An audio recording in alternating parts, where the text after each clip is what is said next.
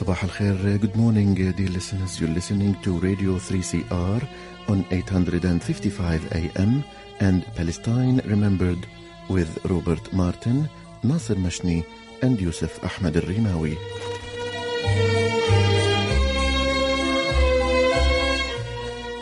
Palestine Remembered is Australia's only English language radio program that is totally dedicated to Palestine.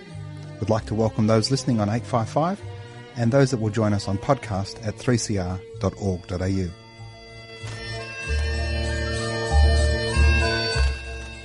Thanks for joining us. Stay with us and enjoy the episode.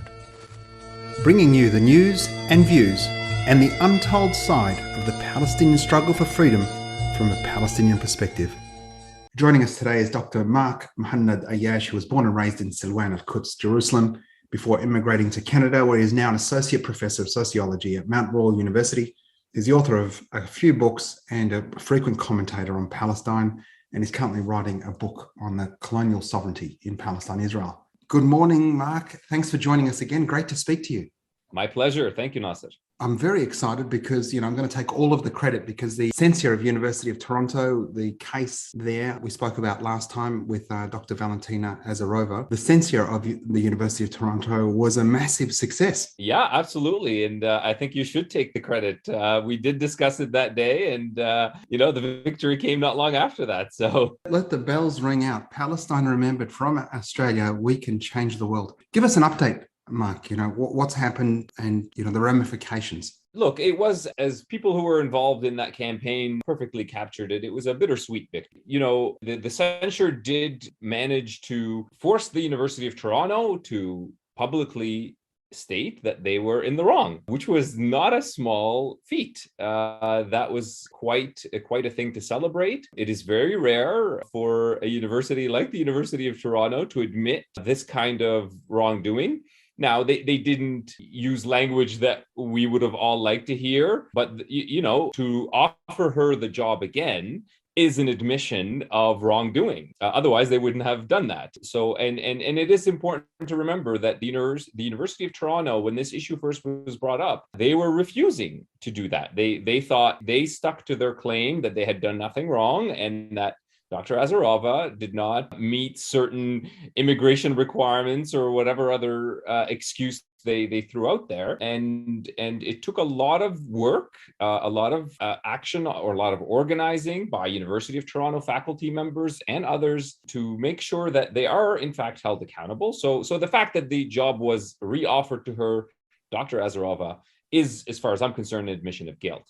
Now, the deep-seated anti-Palestinian racism within universities, in that was visible in that hiring process, the influence of donors on the hiring process, none of those things have been addressed. So that's why it's bittersweet. So there's still a lot of work ahead. There's much to be done. We have no guarantees that something like this isn't already happening this year, for all we know, and or won't happen in the future. But this has sent, I thought, a clear message to universities. You're not going to just get away with it. That people are watching, people are documenting, and people are taking a stand. And that includes CAUT, which we'll talk more about later, because they continue to take a very courageous and principled stand on these issues. So we should just talk about that donor influence. I mean, we spoke about the deep Zionist connections of the board and, the leaked sort of correspondence and then that really ordinary investigation that such a mealy-mouthed outcome. You don't think that perhaps once bitten, twice shy? I mean,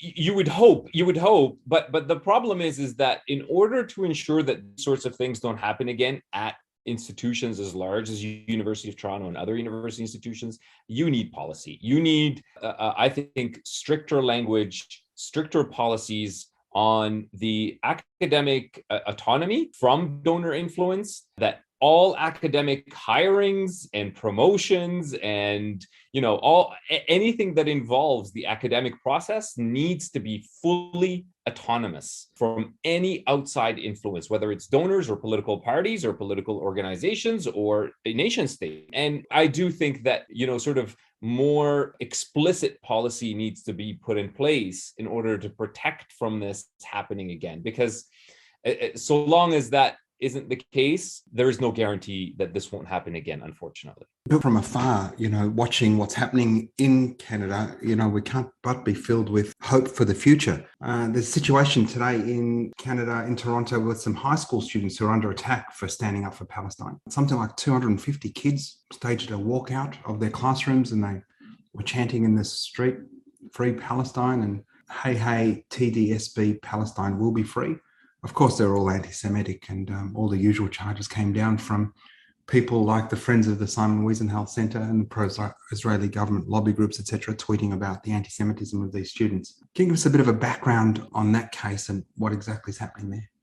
Well, first of all, these students are incredible. There's really no other way to describe their courage, their intelligence, their commitment, their spirit, their organizational skills. I mean, it's remarkable. It really is. We're talking about high school students here who are making an incredible impact on how the TDSB is approaching this issue. Now, we've not seen the results yet, but regardless of results, honestly, the fact that they had undertaken this protest is so impressive, and I just have nothing but praise to give to those young people. They're amazing. And the ugliness of the response against them just shows you that there is no line that the opposition won't cross. Labeling these high school students anti-Semitic for these actions is so disgusting, is so laughable as well, is so idiotic. And so clearly and explicitly, disingenuous in its claims. Let me just read you some of these, the 9 demands that these brilliant students have put together. This is quite amazing. I mean, these demands, when you look at them, there's 9 of them. They're all great, but I'm just going to read 3 of them that really stand out to me, but they're all great. Like I said, again, it's just astonishing that they're high school students. I mean, I've seen educators and adults who struggle with coming up with these kinds of very concrete and specific demands. So one of them is adopt a definition of anti-Semitism that is decolonial and does not perpetuate unfair power relationships between a state and its occupied people. The IHRA definition dehumanizes Palestinians and has been rejected by many university faculty associations for this reason. That's their 3rd demand. I'm going to jump to number 8. Ensure the safety of any Palestinian students and staff who may face backlash, unfair accusations, and treatment for expressing their cultural identity. And number 9, their last one, empathize with Palestinian students and staff. Understand that they are experiencing trauma and are heavily affected by these issues. Do not silence them, but instead seek to help and support them by sending out an abundance of sincere resources. Let them just say Palestine. Wow. I mean, these could be written by scholars. These students should be teaching their teachers and the TDSB board on how to implement real policies on equity and anti-racism and decolonialism. They're not the students, they're the real teachers here.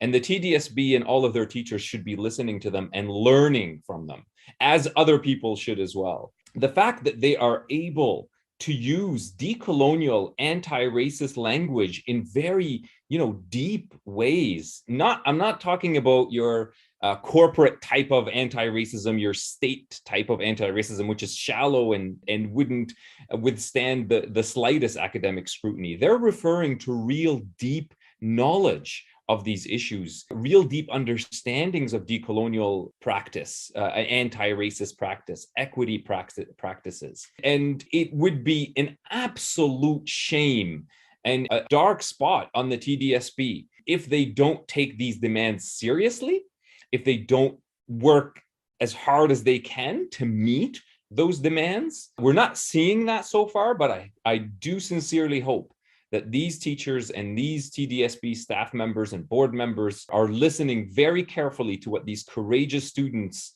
are not just asking of them, but are teaching them, because they have a lot of learning to do. The TDSB has a deeply entrenched structure of anti-Palestinian racism.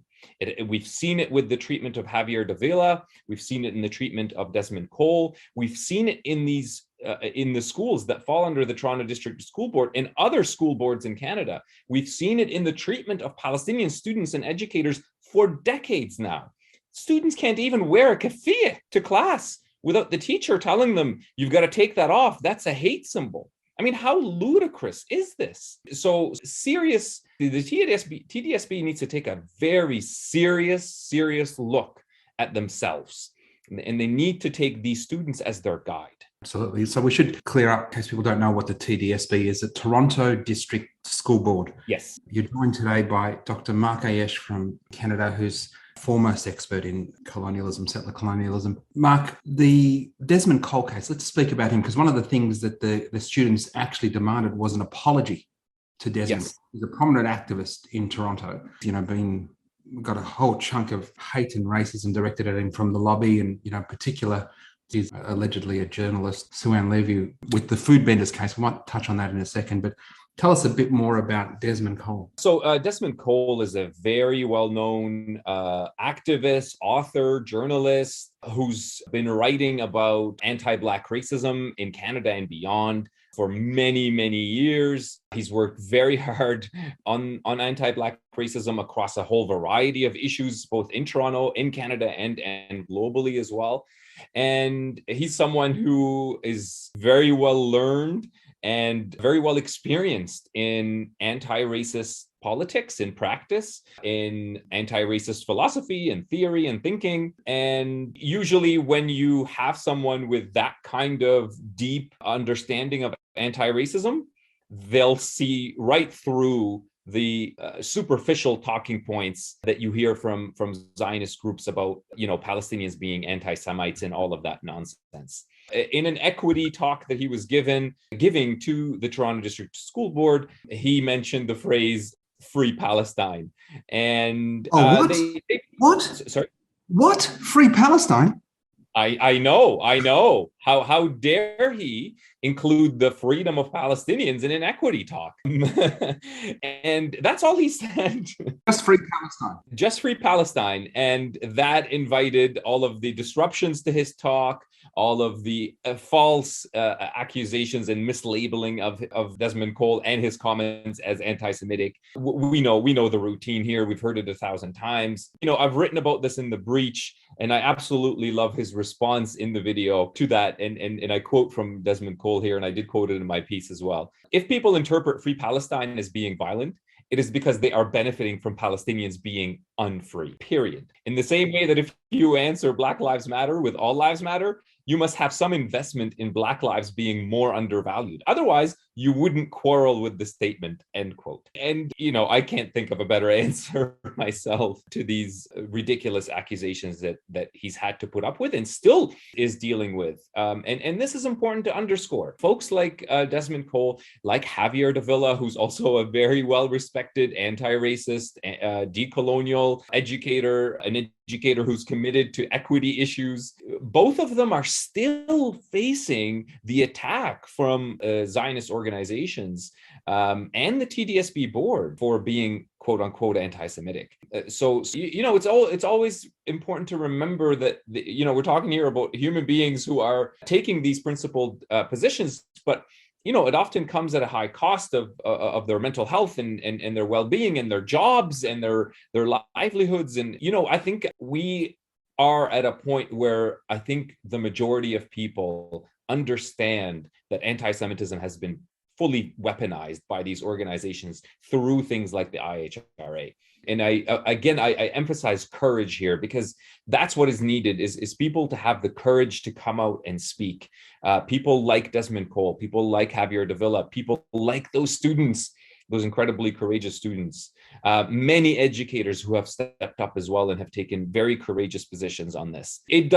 Unfortunately, it does take courage to speak truth to power. I wish it was a simple thing for people to speak truth to power, but that courage should not be taken for granted, though, or wasted, quite frankly. So more people need to jump on here, and more people need to add their voice and not be afraid to say the word Palestine, not to be afraid to say free Palestine. If we're, the TDSB's board was doing their regular both sidism talk in response to this event. And as I argued in my piece as well, they've made it clear that Desmond's speech was not conducive to quote unquote, respectful dialogue.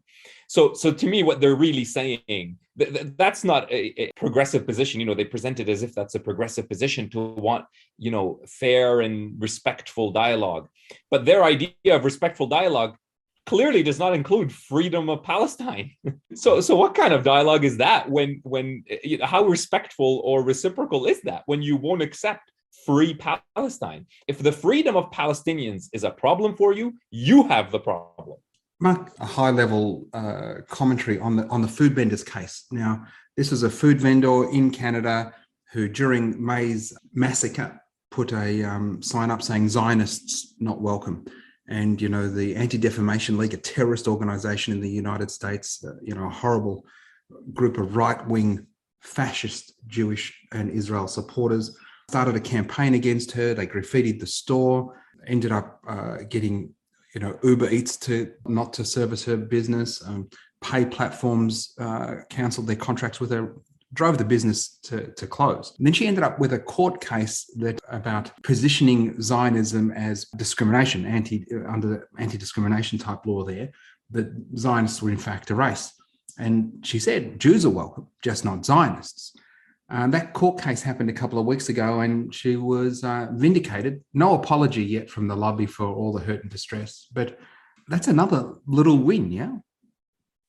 Yes, and I can't speak to the details of the case. I'm not a lawyer, or a legal expert in these matters, so I can't really speak to the details of the case. But overall, yes, from a sort of a bigger picture, a higher level sort of look at this, yes, it is a win. And, we're seeing this more and more where people are now afraid, are starting to be afraid. I've noticed this a lot. People are afraid to use the word Zionism and Zionist.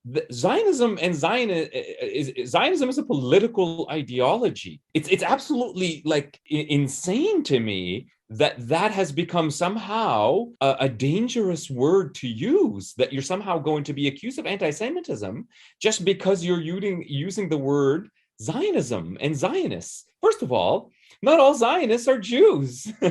Many Zionists, in fact, are Christian Zionists, and you find plenty of those and plenty of Zionist organizations that are driven by Christians in North America and elsewhere. So this notion that Zionists are a race or a people there's no historical or scholarly backing to this whatsoever. It's a purely strategic kind of rhetoric whose purpose is only one thing. The purpose of that rhetoric is to silence and erase Palestinians and Palestine, and specifically the Palestinian critique of Israel and Zionism. That's the whole point. And let me just stress this.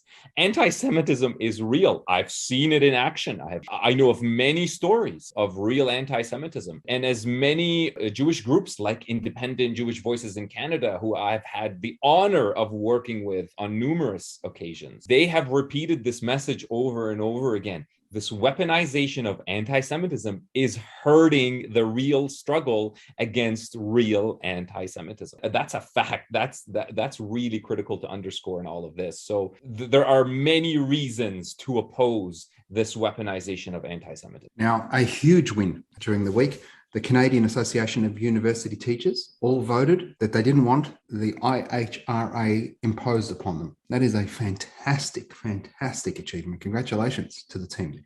Absolutely. So this news broke today. They voted today. CAUT had its council meeting, November council meeting, and all delegates unanimously voted on a resolution that very clearly stated that the CAUT opposes the adoption of the IHRA at all Canadian universities and colleges. So let that sink in. That's all 100% of delegates, which are delegates from every single Canadian university and college that is a member of CAUT, which is, I believe, the majority of them, the overwhelming majority of them, all voted, all sent a clear message. The IHRA definition is not a definition that is actually combating anti-Semitism. It is a definition that is there to censor, intimidate, and harass. And that it is an attack on academic freedom. That's what the largest body representing faculty associations in Canada just told the Canadian government, Canadian provincial government, federal government, and any university president or university provost or dean who is thinking about adopting the IHRA. They should all know that faculty associations, faculty members are all united in the fight against that they all refuse the adoption of the IHRA at universities and colleges in Canada. This is huge. And there's been a lot of activity in Canada over the last year or so to ask faculty associations to take that stance. I was part of that campaign. We had 32 faculty associations and unions, each individually passing their own motions opposing the adoption of the IHRA. So individual associations were already seeing the threat to academic freedom from that. They were already seeing the IHRA for what it actually is. And that groundwork, I believe, played its role in encouraging associations to bring this forward to CAUT as an entire body. And we saw them taking a principled stance today, which again goes to my earlier point. I think that a lot of people, more people than we often think, already see through the superficial talking points of the Zionist organizations that promote the IHRA. They see through it, which was clearly on display today. They understand that this isn't really about combating anti-Semitism, because all of these associations, as they should be, are in fact committed to fighting against real anti-Semitism, real anti-racism, whether it's anti-Black racism, anti-Palestinian racism, anti-Indigenous racism, anti-Muslim racism, anti-Jewish racism. These associations are committed. The CAUT as a body is committed to that fight. And they took this stand is based on their principles that this fight against all these forms of racism is critical. I think this sends a clear message, like I said, in Canada, but I also hope that that message reaches beyond. I hope universities in Australia listen to this. I hope universities in the UK are listening to this, in the US, in Germany, in France, everywhere.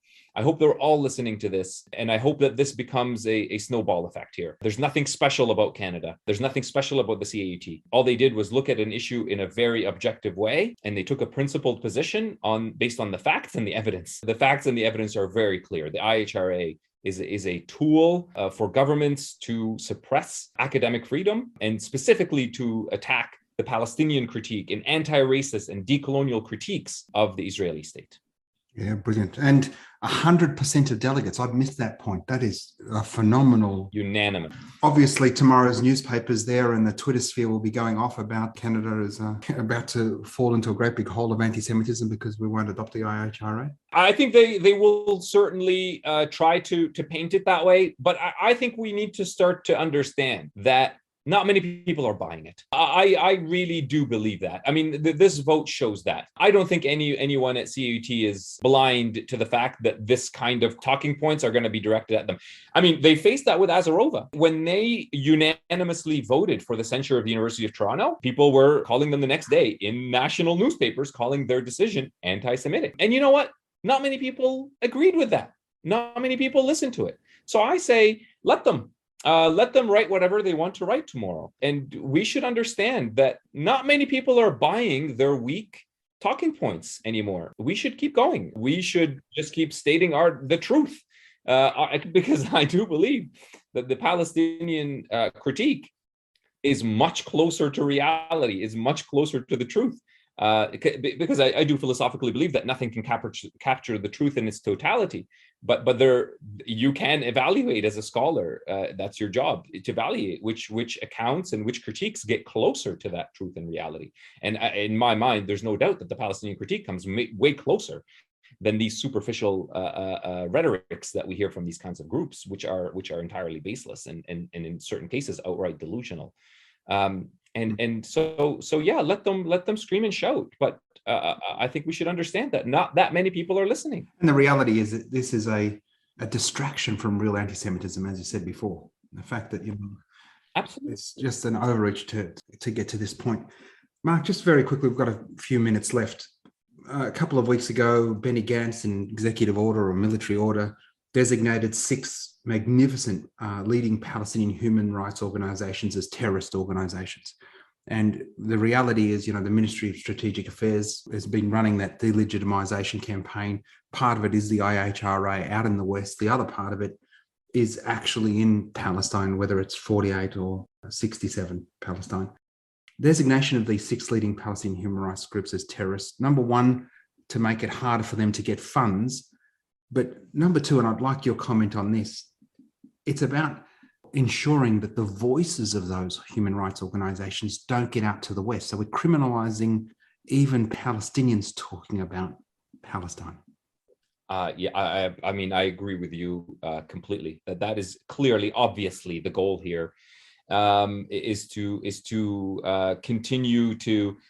I think what's happening here is that Israel is starting to panic in terms of its PR camp, and they understand, especially after the events this May, thanks to the incredible work of Palestinian journalists and activists and just regular people on the ground documenting things on their phones, sharing them on social media, doing that work of getting the Palestinian story out to the world. I think they're in full panic mode that they can't compete with the Palestinians on substance. They know that what they're doing is a crime. They know that. They do understand that on some level. They might not fully understand it in a way that you and I would understand it, but they understand it on some level. And because they're losing that, their only response is to completely erase our voice. So, as they've always done, Israel uses violence, whether it's legal violence or physical violence. There are still both forms of violence.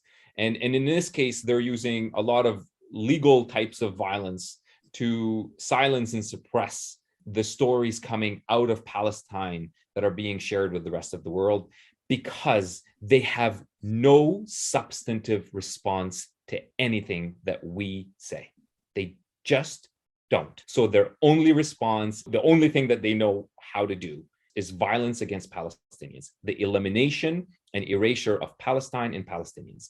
That is the entire animating goal behind this latest move. I think more and more people are starting to see through that. That the seeing through that started in May. It has not stopped. I will have an opinion piece coming out precisely on this topic, hopefully in the next week or two.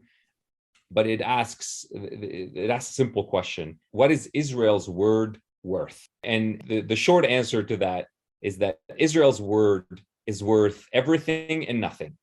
It is worth everything because it has real effects, real impacts on Palestinian lives and livelihoods.